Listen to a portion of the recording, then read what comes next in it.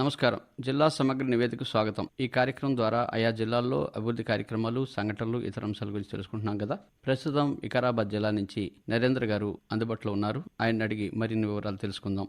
నమస్కారం అండి నరేంద్ర గారు. నమస్కారం అండి. వికారాబాద్ జిల్లాలో ఈ విద్యా సంవత్సరంలో ఎస్ఎస్సిలో 100% ఉత్తీర్ణత సాధించేందుకు విద్యాధికారులు ఎలాంటి చర్యలు చేపట్టారు? వాటి వివరాలు తెలియచేయండి.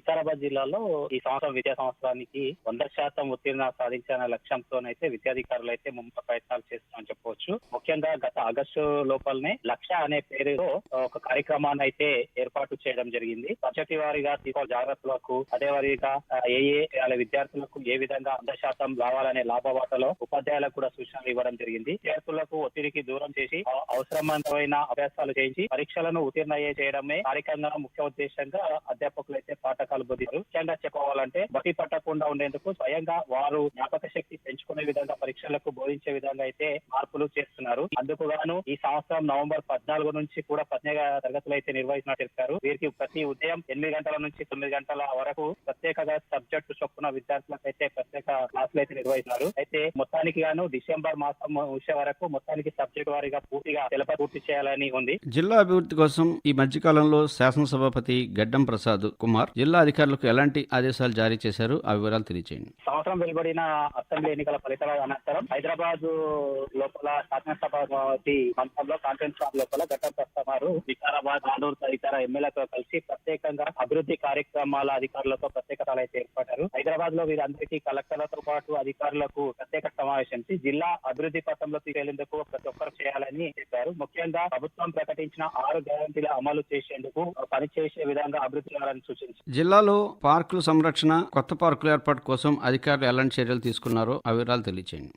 వికారాబాద్ జిల్లాకు వస్తే గతంలో మాదిరిగానే పార్కుల సంరక్షణ కొరకు అయితే ప్రత్యేక ప్రణాళికలు చేశారు. అయితే గతం లోపల వికారాబాద్ జిల్లాలో 5 అర్బన్ పార్కులు ఏర్పాటు చేయాలనేది ప్రభుత్వం నియమించింది. ఇందులో లోపల ముఖ్యంగా జిల్లా లోపల ఉన్న కోడంగల్, తాండూర్, వికారాబాద్ పరిగి నియోజకవర్గంలో అర్బన్ పార్కుల గురించి అయితే ప్రతిపాదన అయితే పంపించడం జరిగింది. అయితే ఈ క్రమం లోపల తాండూర్ నియోజకవర్గంలో మాత్రమే అర్బన్ పార్కులు అయితే పూర్తిగా అంటే సగం దశకు అయితే వచ్చింది, మిగతా కొంచెం ఉంది. అయితే ఈ తాండూర్ మండలంలోని గొట్టపల్లి, అంతారం, బిగ్ ఫారెస్ట్ లో ఉన్న అర్బన్ పార్కు కు సంబంధించి ప్రకటనలు పూర్తిగాక అక్కడ అన్ని ఏర్పాట్లు అయితే పూర్తయినాయి. మరోవైపు కొడంగల్ నియోజకవర్గంలో కూడా అర్బన్ పార్కులు పూర్తిగా ఏర్పాటు చేసే దిశగా అయితే ముమ్మర కార్యక్రమాలు అయితే చేస్తాయి. అటవీ ప్రాంతమైన బొంబ్రాపేట, అదేవిధంగా పరిగి నియోజకవర్గంలో జాపపల్లి, వికారాబాద్ లో కూడా అనంతగిరి అటవీ ప్రాంతంలో పెద్ద ఎత్తున అర్బన్ పార్కును ఏర్పాటు చేయాలని అనుమతులు కూడా లభించినట్టు కూడా అధికారులు తెలిపారు. పార్లమెంట్ ఎన్నికలు పురస్కరించుకుని ఓటర్ జాబితాపై జిల్లా అధికారులు ఎలాంటి కసరత్తు చేస్తున్నారో చెప్పండి. రానున్న పార్లమెంట్ ఎన్నికల దృష్టిలో పెట్టుకొని జిల్లా అదనపు కలెక్టర్లు ఏకంగా రావు శర్మ ప్రత్యేక కార్యక్రమం రూపొందించవచ్చు. అయితే ఈ మధ్య కాలం లోపల